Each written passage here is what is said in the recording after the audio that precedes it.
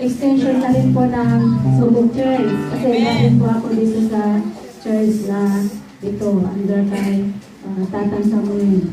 So, purihin po ang ating Panginoon. Amen. Alam ko na tayong lahat ay Pilipino.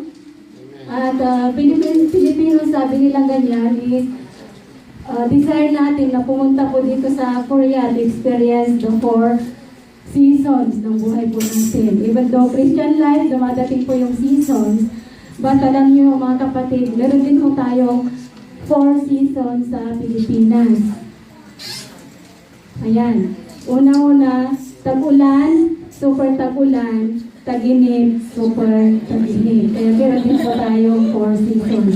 Even though may mga seasons sa Christian life, dumadating po sa world natin, but God is still the same. Kaya sabi ko niya sa Isaiah 46:4, ito yung promise na panghawakan din po natin. Sabi niya, ako ang inyong Diyos, iingatan ko kayo hanggang sa pumuti ang inyong buhok. Amen. Praise the Lord. Praise the Lord.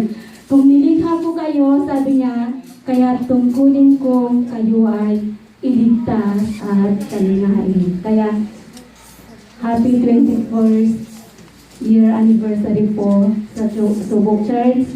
Sabi nga, the seasons of storm ng buhay natin, ang Panginoon, siya yung Diyos noon sa mga Israelites, even though these messages ay in-address niya sa Israelites, pero those who have faith in Jesus Christ, kasama po tayo sa pagmamana sa kanyang promises.